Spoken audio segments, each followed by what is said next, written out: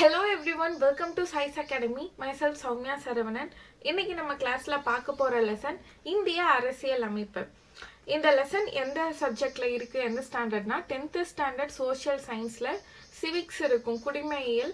இதுல lesson number 1 இந்திய அரசியல் அமைப்பு டாபிக் கொடுத்திருப்பாங்க. இந்த லெசன், இந்த சாப்டர் தான் நம்ம இன்னைக்கு கிளாஸ்ல பார்க்க போறோம். ஸோ நம்ம இந்த ஸ்கூல் புக் சீரீஸ் அந்த டைம் டேபிள் பார்த்தீங்கன்னா வரலாறு படைப்போம் அப்படின்னு ஒரு பேட்ச் ஸ்டார்ட் பண்ணியிருக்கோம் நம்ம சயின்ஸ் அகாடமியில். அதற்கான அந்த பேட்ச்க்கான ஷெடியூல் ஒரு 2 months ஷெடியூல் நம்ம கொடுத்துருக்கோம். அதில் ஸ்டார்டிங்லேருந்து நம்ம பார்க்குறோம் அப்படின்னா அந்த 2 monthsல பாலிட்டி சாப்டரும் கவர் ஆகுது. அந்த polity syllabus based school book என்னென்ன லெசன்ஸ் இருக்கோ அதை எல்லாமே உங்களுக்கு நான் டீச் பண்ணி கொடுத்துருவேன். அண்ட் அதன்படி பார்த்தா ஃபர்ஸ்ட் டாப்பிக்காக 10th சிவிக்ஸில் லெசன் நம்பர் 1 இந்திய அரசியலமைப்பு இருக்கு. நெக்ஸ்ட் 12th பாலிட்டி கொடுத்துருப்பாங்க. அந்த மாதிரி ஒவ்வொரு லெசன்ஸாக நம்ம பார்த்து கவர் பண்ணி முடிச்சிடலாம். அண்ட் இதில் நம்ம ஸ்கூல் புக்கில் என்ன லெசன்ஸ் இருக்கோ அண்ட் ஸ்கூல் புக் டேட்டா இதெல்லாம் தான் கம்ப்ளீட்டாக கவர் பண்ண போகிறோம். அண்ட் நம்ம லெசனுக்குள்ளே டைரெக்டாக போகிறதுக்கு முன்னாடி இன்னும் ஒரு சில இன்ஸ்ட்ரக்ஷன்ஸ். அண்ட் நம்ம பாலிட்டின்னு எடுத்துக்கிட்டோன்னா சிலபஸ் பேஸ்டில் already out source plus school book இந்த 2 டேட்டாவும் மிங்கிள் பண்ணி மெட்டீரியல் பேஸ்டில் நம்ம கிளாஸஸ் கொண்டு போயிட்டுருக்கோம். அது ஆல்மோஸ்ட் நம்ம பாதிக்கு பாதி நம்ம சிலபஸ் கம்ப்ளீட் பண்ணிட்டோம். இப்போ பார்லிமெண்ட் சாப்டர் போயிட்டுருக்கு. அண்ட் பார்லிமெண்ட்க்கு அப்புறம் ஸ்டேட் எக்ஸிக்யூட்டிவ், லெஜிஸ்லேச்சர், அப்புறம் ஜுடிஷியரி இதெல்லாம் கம்ப்ளீட் பண்ணிட்டோன்னா ஆல்மோஸ்ட் நமக்கு அந்த டைப் ஆஃப் கிளாஸும் கம்ப்ளீட் ஆகிடும். அதில் உங்களுக்கு எக்ஸ்ட்ரா கண்டென்ட்டுமே நம்ம கொடுத்துருப்போம். அதை நீங்கள் மெயின்ஸ்க்கு யூஸ் பண்ணாலும் யூஸ் பண்ணிக்கலாம். அண்ட் ஆல்சோ பாலிட்டியில் ஸ்பெஷல் டாபிக்னு ஒரு சில கண்டென்ட்மே நான் உங்களுக்கு கொடுத்துருப்பேன். அதில் கரண்ட் அஃபேர் ரிலேட்டடாக ஏதாவது வந்தால் ஒரு சில டாபிக் அதை ப்ரீஃப் பண்ணி கொடுத்துருப்பேன். அண்ட் ஏதாவது இம்பார்ட்டன்ட் டாபிக்ஸ் எங்கேயாவது மிஸ் ஆகிருக்கு இல்லை அதை நீங்கள் தெரிஞ்சுக்கணும் அப்படின்னா அதுவுமே பாலிட்டி ரிலேட்டடாக இருக்கும். அதையுமே நம்ம உங்களுக்கு தனியாக செப்பரேட்டாக கொண்டு போயிட்டுருக்கோம். ஸோ இதில் நம்ம ஸ்கூல் புக் கொண்டு போயிட்டுருக்கோம். ஸோ பாலிட்டி பொறுத்த வரைக்கும் ஸ்கூல் புக்குக்குன்னு தனியாக இப்போ கிளாஸஸ் போகுது. அண்ட் மெட்டீரியல் பேஸ்ட்லேயும் உங்களுக்கு கிளாஸஸ் போயிட்டுருக்கு. அண்ட் ஸ்பெஷல் டாபிக்னு அதையும் சேர்த்து கொடுக்குறோம். ஆனால் ஃபஸ்ட்டு நீங்கள் ப்ரியாரிட்டி கொடுத்து படிக்க வேண்டியது ஸ்கூல் புக்கை ஃபர்ஸ்ட்டு கம்ப்ளீட் பண்ணிடணும். ஏன்னா மேக்ஸிமம் இப்போ நம்ம குரூப் 4க்கு படிக்கிறோன்னா பாலிட்டியில் இப்போ இந்த 10th ஸ்டாண்டர்ட் 12th ரொம்ப இம்பார்ட்டன்ட். இதுலேருந்து கண்டிப்பாக கொஷின்ஸ் அதிகமாகவே வரும். அண்ட் ஸ்கூல் புக்கில் இப்போ ஒரு நம்ம 15 கொஷின்ஸ் இருக்காங்கன்னா கண்டிப்பாக ஒரு 10 to 12 கொஷின் ஸ்கூல் புக்லேருந்து தான் வரும்.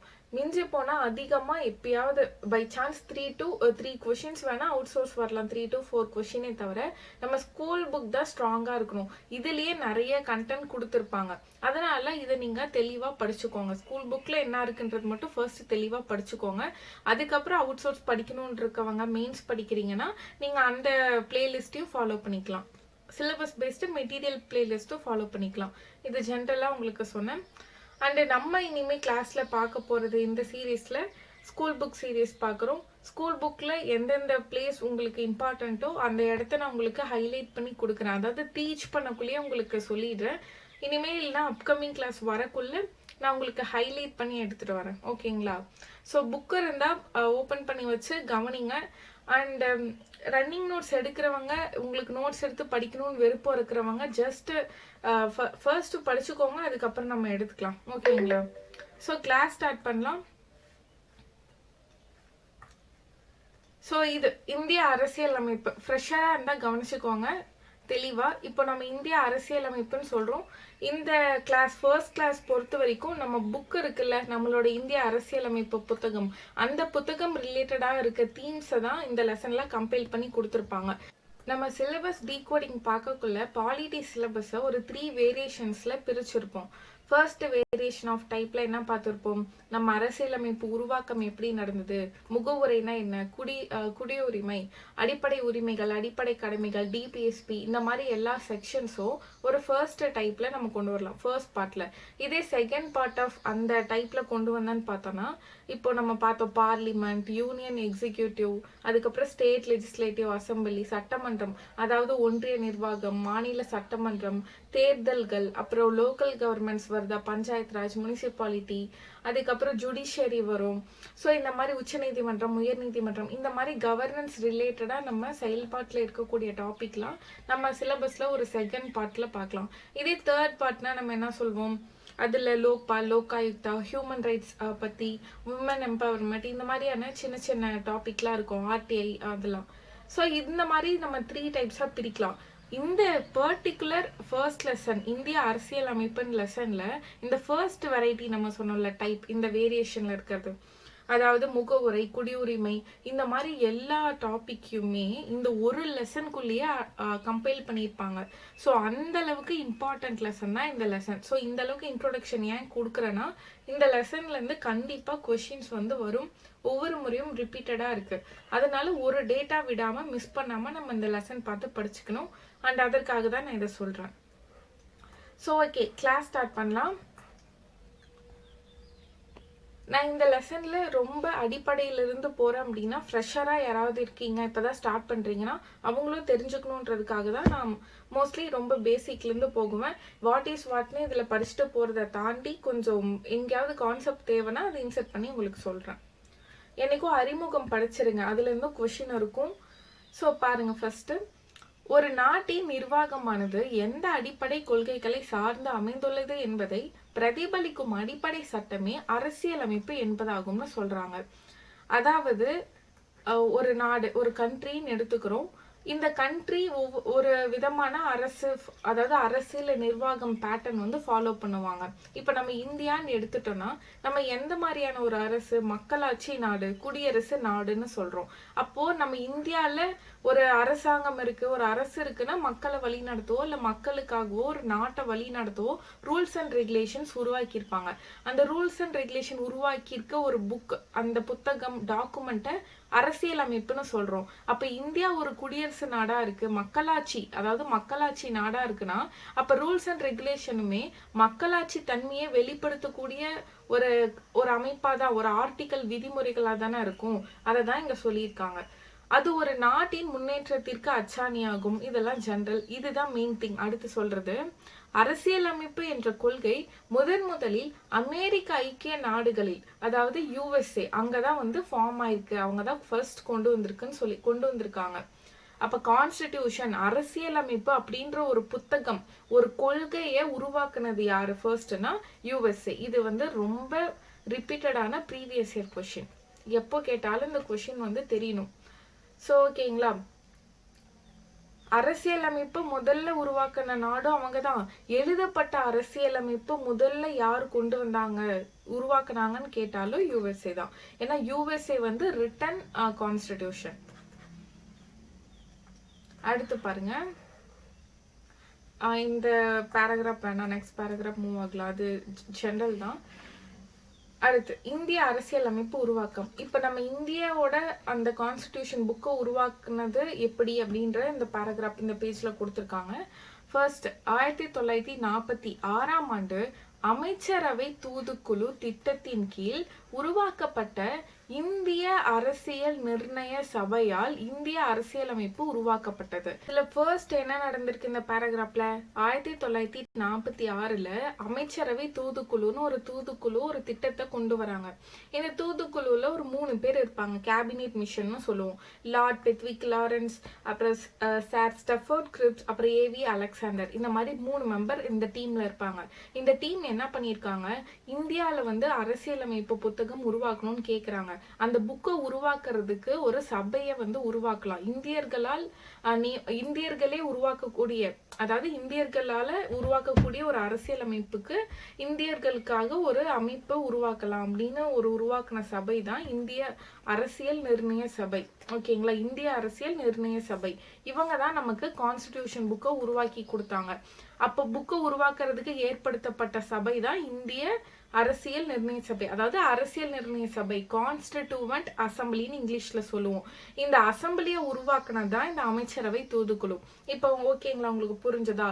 இந்த மெம்பர்ஸை செலக்ட் பண்ணியிருக்காங்களே இந்த டீம், இந்த அரசியல் நிர்ணய சபை, கான்ஸ்டிடியூவன்ட் அசம்பிளி, இதுல மொத்தமா 389 உறுப்பினர்கள் இருப்பாங்க. ஓகேங்களா, 389 உறுப்பினர்கள் இருக்காங்க. அண்ட் இதுல இருக்க செக்ஷன்ஸ், பிரிவுகள்னு நம்ம பார்த்தோம் அப்படின்னா 292, இங்க ஒரு 4, இங்க 93ன்னு வச்சுக்கலாம். இந்த 292 என்ன சொல்றோம்னா மாகாண பிரதிநிதிகள்னு சொல்றோம். அதாவது மாகாண பிரதிநிதிகள்னா அப்ப பிரிட்டிஷ் இந்தியா இருந்ததா, நம்ம இந்தியா வந்து இப்போ இருக்க மாதிரி 28 ஸ்டேட்ஸோ யூனியன் டெரிட்டரிலாம் கிடையாது பெர்ஃபெக்டா. அங்கங்க சுதேச அரசுகள் சாம்ராஜ்யம் இருந்திருக்கும், அரசர் அதாவது கிங் ரூலர் நடந்திருக்கும்.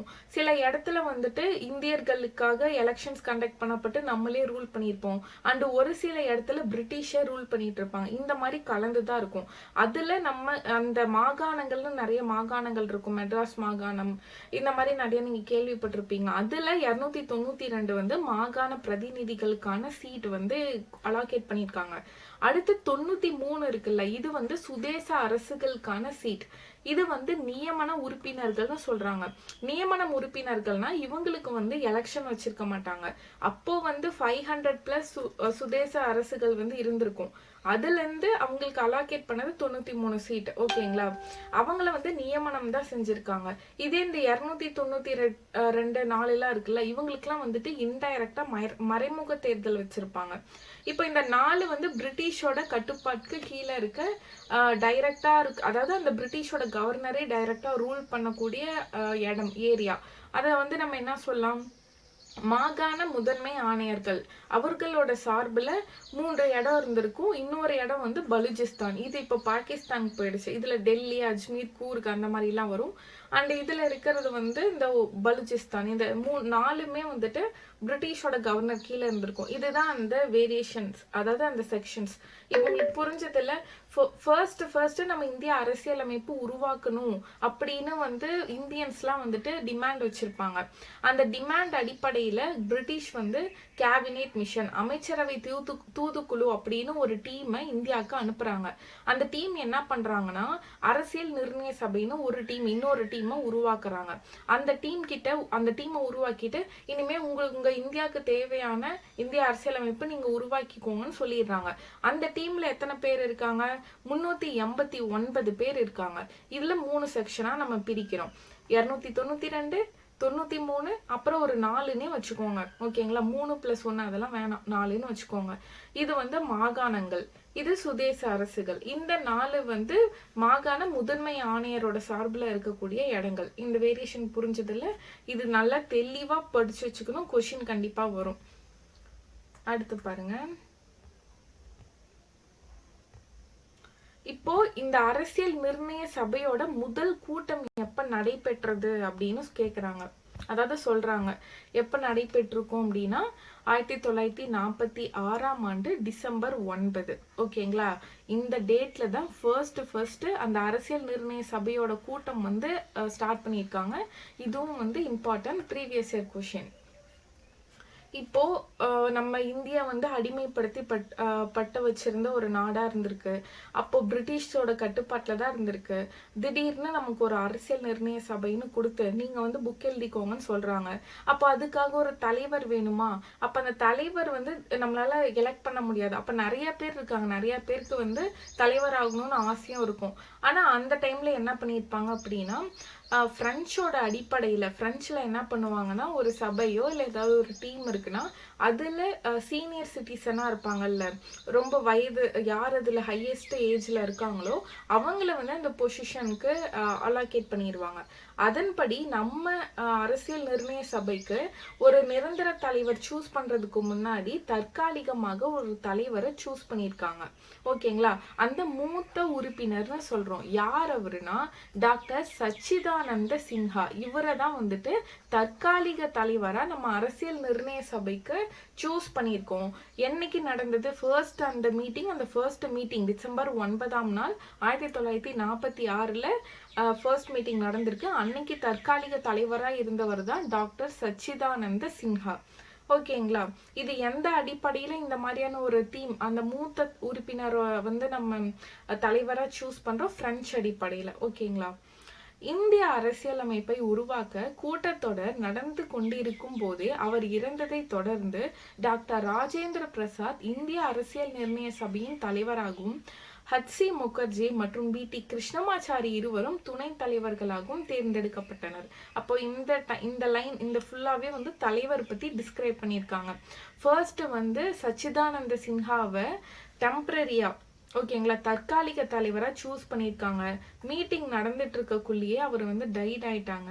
ஸோ அப்போ நிரந்தரமா வந்து யார டாக்டர் ராஜேந்திர பிரசாத தலைவரா ஆக்கிட்டு இவங்களுக்கு கீழே 2 பேரை வந்து துணை தலைவரா வந்து நிர்ணயம், அதாவது அவங்கள வந்து நியமனம் செஞ்சிருக்காங்க. யார் யாரு? HC முகர்ஜியும் VT கிருஷ்ணமாச்சாரியும். ஓகேங்களா, அடுத்து பாருங்க. ஸோ மொத்தமா இந்த அரசியல் நிர்ணய சபை புக் எழுதுறதுக்கு மொத்தமா எத்தனை சிட்டிங், எத்தனை மீட்டிங் அவங்க சூஸ் பண்ணியிருக்காங்கன்னு பார்த்தோம்னா 11 அமர்வுகள் வந்து சூஸ் பண்ணியிருக்காங்க. 166 நாட்கள், 11 அமர்வுகளாக 166 நாட்கள் வந்து நடைபெற்றது அப்படின்னு நம்ம சொல்லியிருக்கோம்.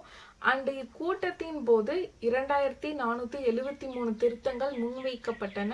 அவற்றுள் சில ஏற்கப்பட்டன. அரசியல் நிர்ணய சபை பல்வேறு குழுக்களின் மூலம் இந்திய அரசியலமைப்பு சட்டத்தை உருவாக்கும் பணியை மேற்கொண்டது.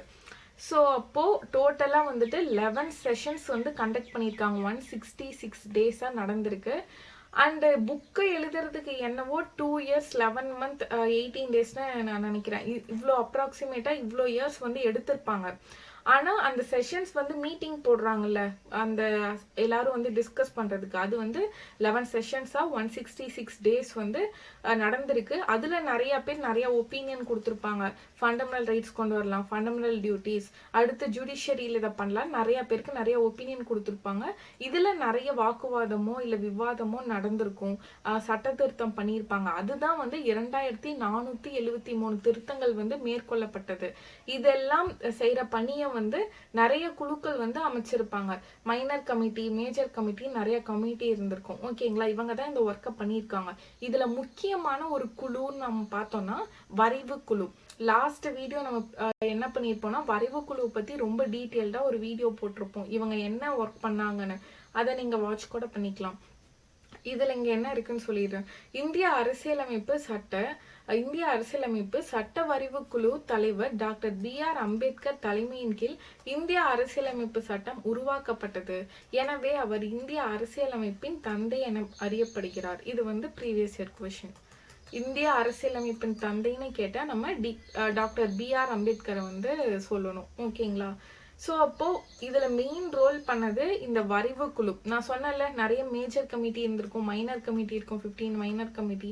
இதுல மெயினா ஒரு கமிட்டி இருந்தது தான் வரைவு குழு. இவங்க என்ன பண்ணுவாங்கன்னா மற்ற கமிட்டிஸ் கொடுக்குற எல்லா அந்த ப்ராசஸ் இருக்குல்ல, அது எல்லாத்தையும் கொண்டு வந்து இவங்க தொகுத்து ஒரு டிராஃப்டா எது எப்படி இருக்கும், கரெக்டா இருக்கான்னு செக் பண்ணி ஃபைனலா வந்து புக்கை ரெடி பண்ணக்கூடிய ஒரு மேஜர் கமிட்டினா இவங்க ஒரு கமிட்டி.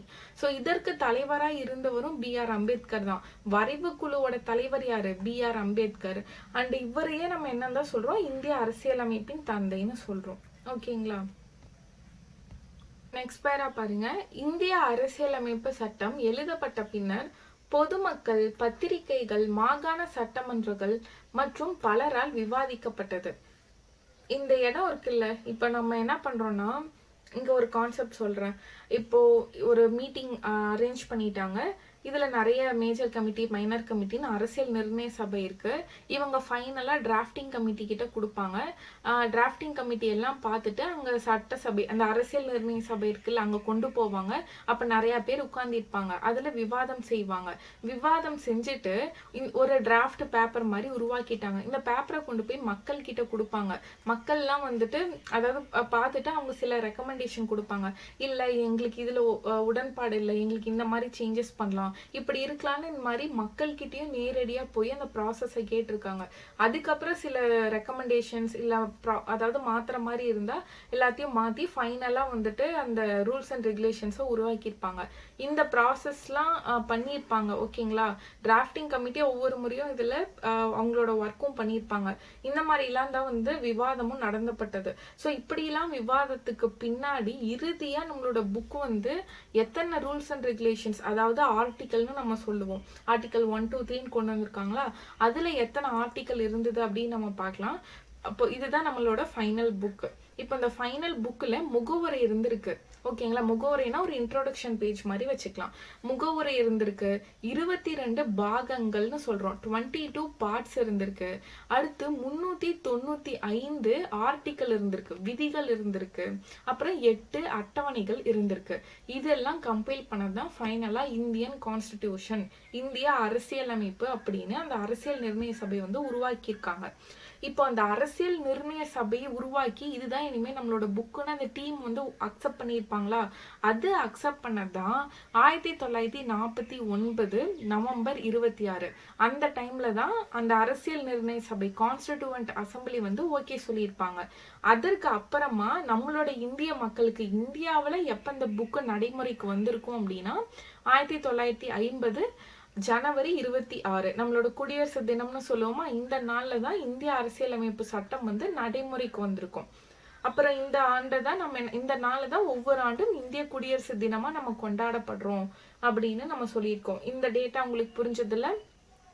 ஸோ இதில் உங்களுக்கு ஜென்ரலாக சம்மரைஸ் பண்ணி கொடுத்துட்றேன். ஸோ இப்போ நல்லா கவனிங்க இந்த தீமை. என்ன சொல்லியிருக்கோம், 1946 அமைச்சரவை தூதுக்குழு அப்படின்ற டீம் வந்து நம்ம இந்தியாவுக்கு வந்து அரசியல் நிர்ணய சபைன்னு ஒரு டீமை உருவாக்கியிருக்காங்க. அந்த டீம் தான் நமக்கு கான்ஸ்டிடியூஷன் புக்கை எழுதி கொடுத்தாங்க. இந்த டீம்ல மொத்தமா 389 பேர் இருப்பாங்க. அதுல ஒரு 3 டீமா, அதாவது 3 பகுதியா அந்த மெம்பர்ஸை பிரிக்கலாம். 292, அடுத்து 93, 4 இந்த மாதிரியான வேரியேஷன்ஸ்ல நம்ம பிரிக்கலாம். ஓகேங்களா, இதுல வந்து இது மாகாணங்கள்னு சொல்லலாம். இதை சுதேச அரசுகள் 93, 4 வந்து அந்த கவர்னரே டைரக்டா ரூல் பண்றாங்க. இதுதான் அந்த டீம் மெம்பர்ஸ். இவங்க தான் நமக்கு அரசியலமைப்பு புக்கை உருவாக்கி கொடுத்தாங்க. இதுலயுமே 1947க்கு அப்புறம் நமக்கு இண்டிபெண்டன்ஸ் கிடைச்சிருக்கும். அதுல கொஞ்சம் பேர் பாகிஸ்தானுக்கு மூவ் ஆகியிருப்பாங்க, நிறைய பேர் சில இது அட்டன் பண்ணாம போயிருப்பாங்க. அதெல்லாம் விட்டுருங்க, புக்ல என்ன டேட்டா இருக்கு, இந்த மாதிரி வேரியேஷன் இருக்கு, இதை மட்டும் பார்த்துக்கோங்க. இந்த செக்ஷன் முடிஞ்சிருச்சு. இப்போ இந்த டீம் மெம்பர்ஸ்லாம் இருக்காங்க, இந்த அரசியல் நிர்ணய சபை இருக்கு, உருவாக்கிட்டாங்க, புக் எழுத வராங்க. மொத்தமா இவங்க ஃபர்ஸ்ட் ஒரு மீட்டிங் எப்போ உருவாக்குனாங்க, இவங்களோட ஃபர்ஸ்ட் மீட்டிங் என்னைக்கு எல்லாரும் கிளம்பி வராங்க புக் எழுதலாம்னா டிசம்பர் 9 1946.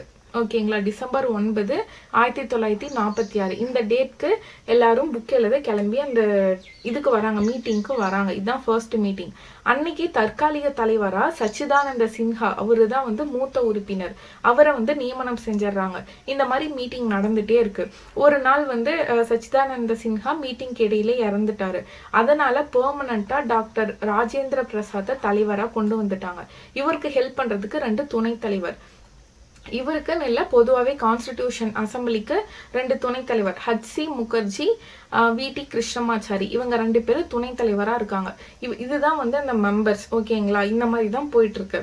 இதுல இவங்க மொத்தமாவே வந்து ஒரு 11 மீட்டிங் செஷன் நம்ம சொல்லலாம், 11 செஷன் வந்து கண்டக்ட் பண்ணியிருக்காங்க. இந்த 11 செஷனா 11 நாள் நடந்திருக்காது. ஒரு செஷன் வந்து ஒரு 10 நாள், 15 நாள், 20 நாள் அந்த மாதிரிலாம் இருக்கலாம். அதுதான் செஷன். அதன்படி பார்த்தோன்னா ஒரு 166 நாள் வந்து செஷன்ஸ் கண்டக்ட் பண்ணியிருக்காங்க. இந்த 166 நாள்ல டிஸ்கஷன் பண்ணியிருப்பாங்க. இந்த ஆர்டிக்கல் எழுதலாமா, இந்த ஆர்டிக்கல் எழுத வேணாமா, இதை ஆட் பண்ணலாமா, இதுதான் வந்து அந்த மீட்டிங்ல நடக்கும். அப்படி விவாதிக்கப்பட்டதான் 2473 விவாதங்கள் அதுக்கு அந்த சட்டப்பிரிவுகளுக்கு நடந்திருக்கு. திருத்தங்கள் நடந்திருக்கு. அதாவது திருத்தங்கள் 2473 திருத்தங்கள் நடந்திருக்கு. ஓகேங்களா, ஃபைனலா அரசியலமைப்பு நிர்ணய சபை சட்டம் வந்து உருவாக்கிட்டாங்க. இந்த மாதிரி விவாதம்லாம் நடந்ததுக்கு அப்புறம் அதுக்கு மெயின் ப்ராசஸா இருந்தது சட்ட வரைவு குழு, அதாவது வரைவு குழு, டிராஃப்டிங் கமிட்டின்னு சொல்றோம். இவங்க தான் வந்து ஃபைனலா புக்கை ப்ரிப்பேர் பண்றது. அவங்க தான் அதனுடைய தலைவர், வரைவு குழுவோட தலைவர்னு பார்த்தோம்னா டாக்டர் B.R. அம்பேத்கர். இவரோட தலைமையின் கீழே தான் அரசியலமைப்பு சட்டமுமே உருவாக்கப்பட்டது. வரைவு குழுவோட தலைவரும் அவரு தான். ஃபைனலா அரசியலமைப்பு சட்டம் வந்து எல்லாம் கரெக்டா இருக்கான்னு ப்ரிப்பேர் பண்ணி புக்கு கொடுத்ததும் இவரு தான்.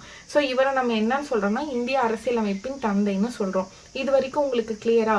இப்போ புக்கோட டீட்டெயில் பார்க்கலாம். புக்கோட டீட்டெயிலில் என்ன சொல்றாங்க, இதுல டோட்டலா நம்ம நடைமுறைக்கு வந்தது எப்போ அப்படின்னா, இந்தியா மக்களுக்கு நடைமுறைக்கு வந்தது குடியரசு தினத்தை ஞாபகம் வச்சுக்கோங்க, ஜனவரி 26 1950. இப்போதான் வந்து ஃபைனலாக ப்ரிப்பேர் ஆகி மக்கள் கிட்ட கொடுத்துட்டாங்க. ஆனால் அந்த அரசியலமைப்பு நிர்ணய சபை இருக்காங்கல்ல, அவங்க புக்கு எழுதி முடிச்சிருப்பாங்கல்ல, எழுதிட்டு இதுதான் நம்ம புக்குன்னு அந்த மெம்பர்ஸ் ஒத்துக்கிட்டது, ஓகே சொன்னது எப்படின்னு நம்ம பார்த்தோம்னா நவம்பர் 26, 1946. ஓகேங்களா? இது வந்து அரசியலமைப்பு நிர்ணய சபை ஒத்துக்கிட்டது. இது நம்ம இந்தியாவுக்கு நடைமுறைக்கு வந்தது January 26, 1950. அப்படி அந்த புக்ல ஃபைனலா என்ன பண்ணியிருக்காங்க அப்படின்னு பார்த்தோம்னா 395 ஆர்டிக்கல் இருந்திருக்கு, 8 அட்டவணைகள் ஷெடியூல் இருந்திருக்கு, 22 பார்ட் இருக்கு. இப்போ 12 ஆயிடுச்சு. ஷெடியூல் வந்து இப்போ 12 ஆயிடுச்சு. 25 பார்ட்ஸ் வந்துருச்சு. 400+ ஆர்டிகல்ஸ் வந்து வந்துருச்சு. இதை நம்ம அப்புறமா பார்க்கலாம். அப்போ நடைமுறைக்கு வந்தப்ப என்ன டீட்டெயில் இருந்துச்சுன்னு மட்டும் பார்த்துக்கோங்க. இது வரைக்கும் உங்களுக்கு புரிஞ்சதுல அவ்வளவுதான். இந்த டேட்டா முடிஞ்சது. நம்ம அந்த அரசியல் நிர்ணய சபையோட டீம் யார் யாரு என்ன மெம்பர்ஸ்னு பார்த்துருக்கோம். அவங்க எப்படி புக்கு உருவாக்குனாங்கன்னு பார்த்தோம். அந்த புக்கில் இப்போ என்ன இருக்கு நடைமுறைக்கு வந்ததுன்னு நம்ம பார்த்துட்டோம். இந்த புக்கை எழுதியிருப்பாங்கல்ல, ஃபைனலாக இந்த புக்கை ஒரு டாக்குமெண்ட்டாக அழகா போட்டு எழுதியிருப்பாங்கல்ல, அதை எழுதினவர் யார்? அந்த புக் எழுதினவர் யாருன்னா பிரேம் பிஹாரி நரேன்.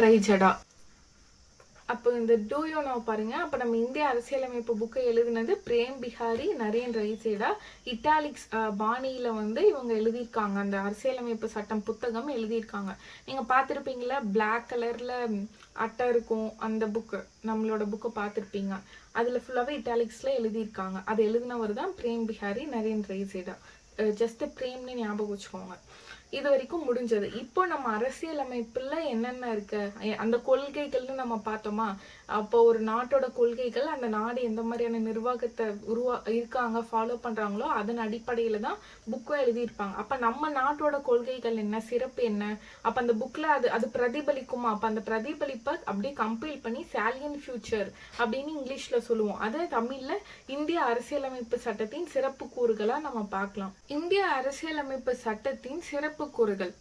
உலகில் உள்ள எழுதப்பட்ட அனைத்து அரசியலமைப்புகளை விடவும் மிக நீளமானது. நம்ம இந்திய அரசியலமைப்பை மிக நீண்டமாக எழுதப்பட்ட அரசியலமைப்பு, இல்லைன்னா லென்த்தியஸ்ட் ரிட்டன் கான்ஸ்டிடியூஷன் சொல்லுவோம். ஏன்னா அந்த அளவுக்கு புக் வந்து பெருசா நீளமா இருக்கும், அதிகமா இருக்கும் கண்டென்ட்ஸ்.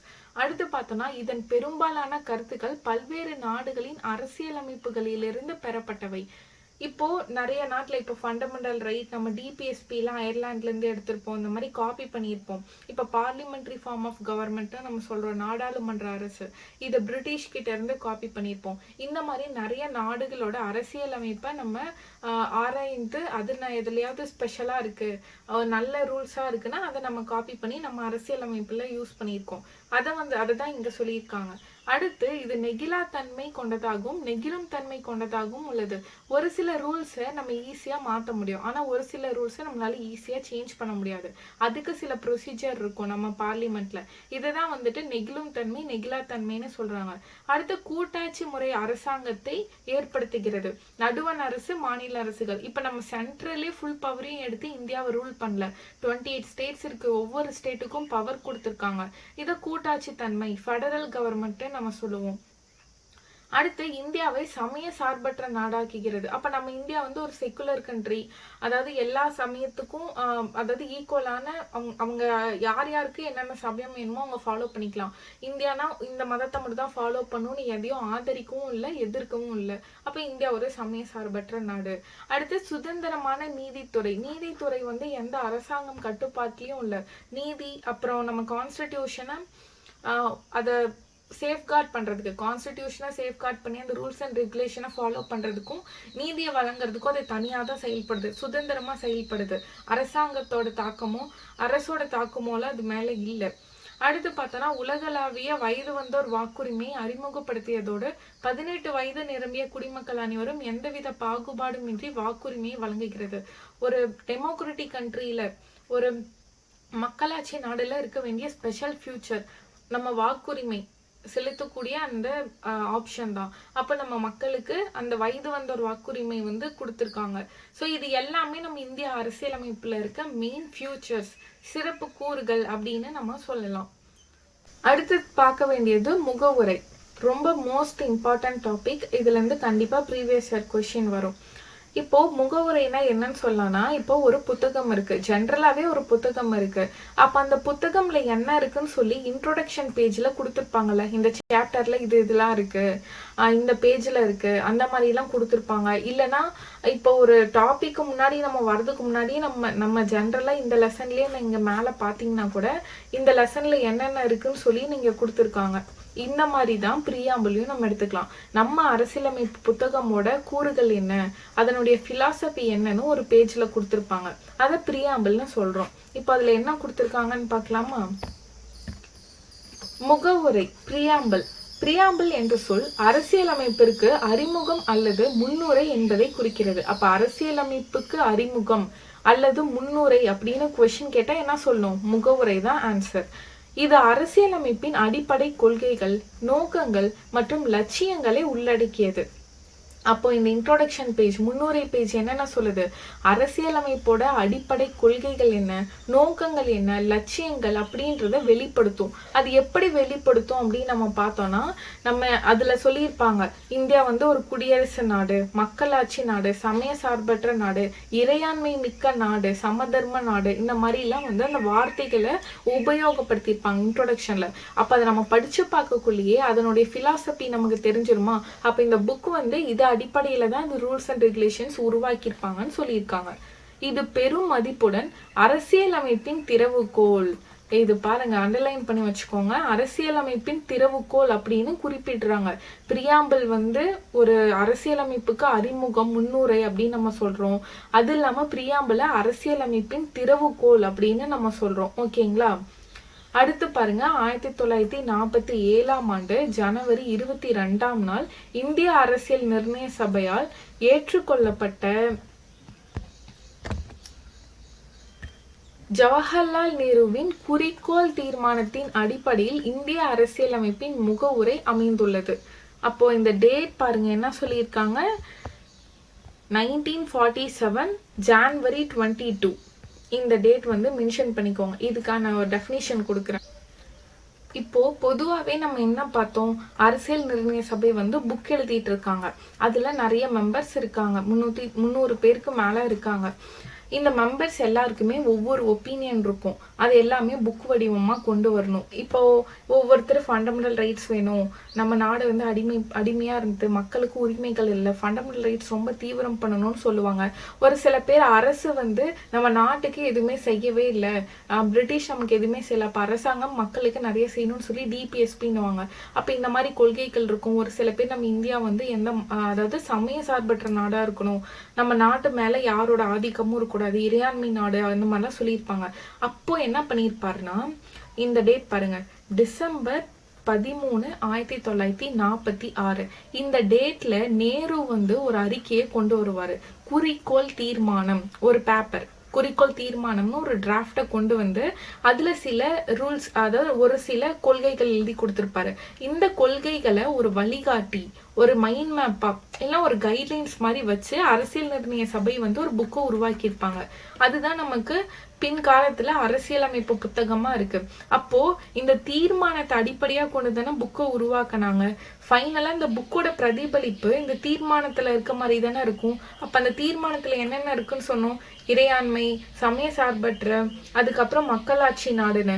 அப்போ அதை வந்து நம்ம பிரியாம்பிள்னு சொல்றோம். இந்த புக்கோட இன்ட்ரோடக்ஷன் பேஜே பிரியாம்பிள்னு சொல்றோம். அப்போ பிரியாம்பிள் வந்து எதனுடைய வெளிப்பாடா இருக்கும்? அப்ஜெக்டிவ் ரெசல்யூஷனோட வெளிப்பாடா தானே இருக்கும். அதை தான் வந்து ஃபைனலா பிரியாம்பிள் வந்து அப்ஜெக்டிவ் ரெசல்யூஷனோட வெளிப்பாடு நம்ம சொல்றோம். இந்த இடத்துல நம்ம பார்த்ததும் அதுதான். அப்ப ஜவஹர்லால் நேருவோட குறிக்கோள் தீர்மானம், ஜவஹர்லால் நேரு அந்த பேப்பரை கொண்டு வந்து அரசியல் நிர்ணய சபை கிட்ட கொடுத்தது டிசம்பர் 13, 1946. ஜவஹர்லால் நேருவுமே இந்த அசம்பிளியில இருந்திருக்காங்க. இல்ல சொல்றேன், டிசம்பர் 13, 1946 அந்த பேப்பரை ரெடி பண்ணி கொண்டு வந்திருக்காங்க. அதை வந்து விசாரிச்சு அதை வந்து பார்த்துருக்காங்கல்ல, பேப்பர்லாம் திருப்பி பார்ப்பாங்க, இதெல்லாம் யூஸ் பண்ணலாமா வேணாமான்னு. அப்புறம் அதை வந்து அசம்பிளி வந்து ஓகே, இதை வந்து நம்ம மைண்ட் மேப்பா வச்சுக்கலாம் அப்படின்னு சொல்லி அக்செப்ட் பண்ணது எப்பன்னா 1947 ஜனவரி 22. இது ரொம்ப இம்பார்ட்டன்ட். இதுல நீங்க கிளியரா இருக்கணும். இந்த லைன் பாருங்க, என்ன கொடுத்துருக்காங்க?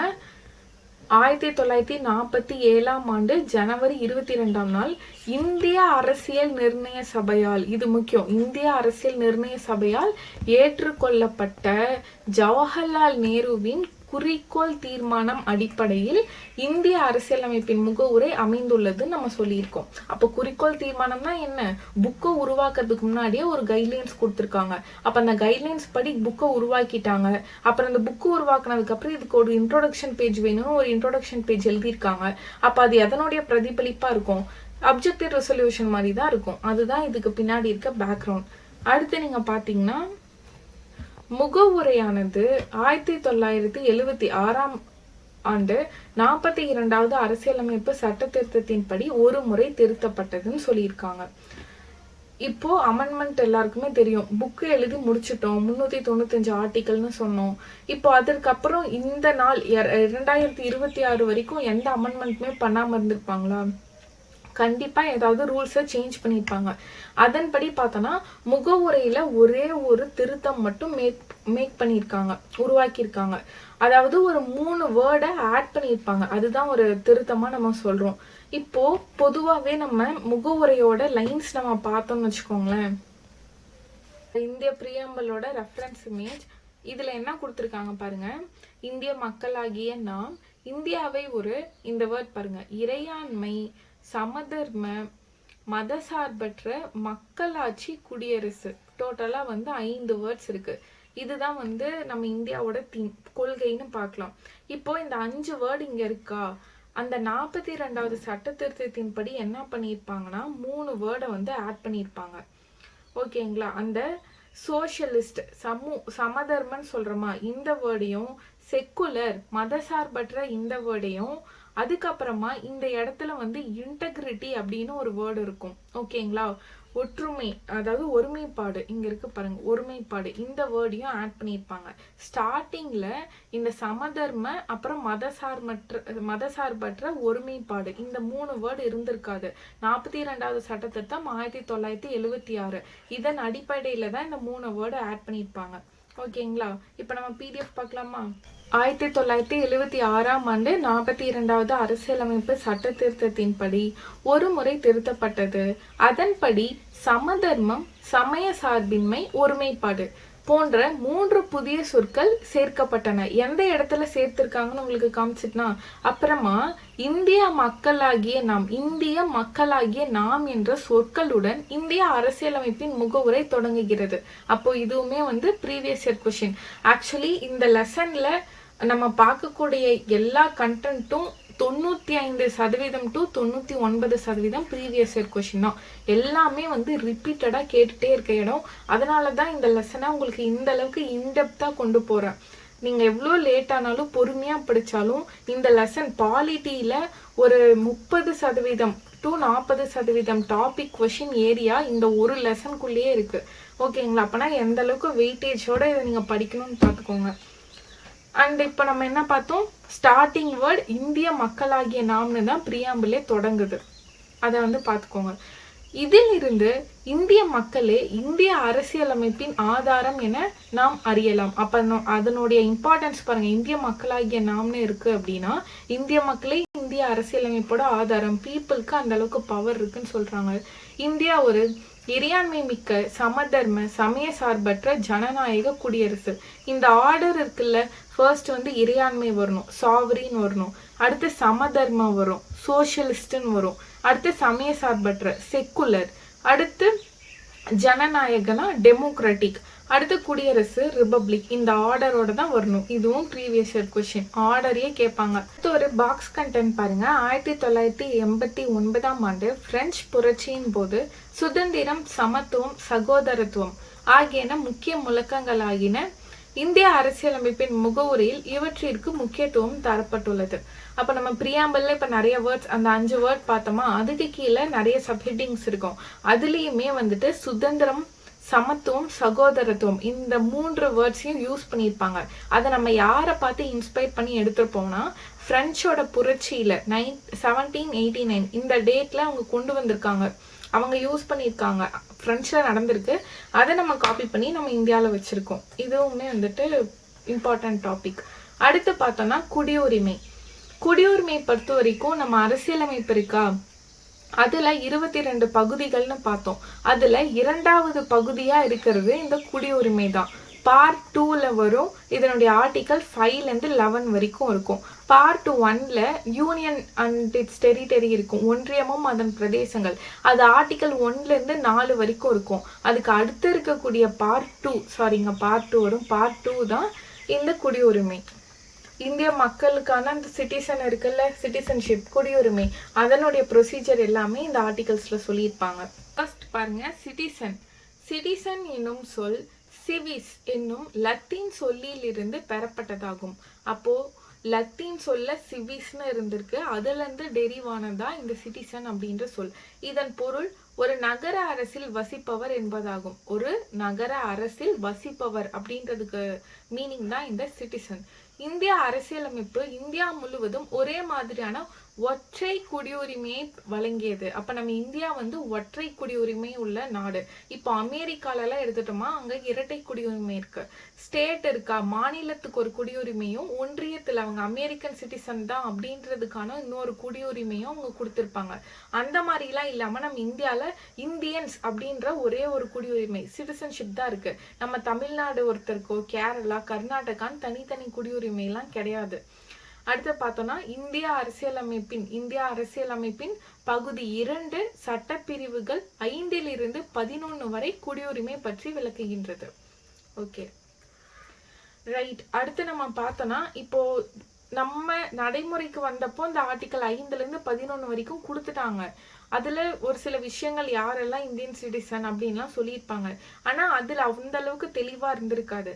அதுக்கப்புறமா நம்ம நாடாளுமன்றம் என்ன பண்ணியிருப்பாங்கன்னா, குடியுரிமை சட்டம்னு 1955ல போட்டிருப்பாங்க.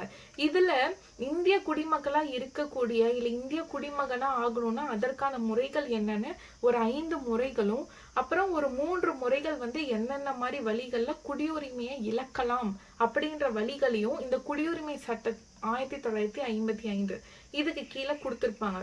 அப்படி என்னென்ன சொல்லியிருக்காங்க நம்ம பார்த்திடலாம். இதுல ஜென்ரலா பார்க்கலாம். 8th ஸ்டாண்டர்ட்ல குடியுரிமைக்குன்னு ரொம்ப டீட்டெயில்டா எலாபரேட்டா ஒரு லெசன் இருக்கும். அதை நம்ம அப்கமிங் கிளாஸ்ல பார்ப்போம். ஸோ அடுத்து பாருங்க, இதுல என்ன கொடுத்துருக்காங்க. ஃபர்ஸ்ட், குடியுரிமை பெறுதல். இதுல ஒரு 5 வழிகள் இருக்கும்.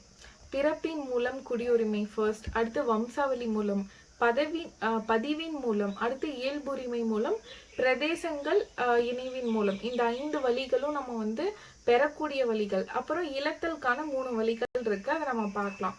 ஸோ ஃபர்ஸ்ட் பிறப்பின் மூலம் குடியுரிமை எப்படின்னு நம்ம பார்க்கலாம். இந்த டேட் தான் முக்கியம்.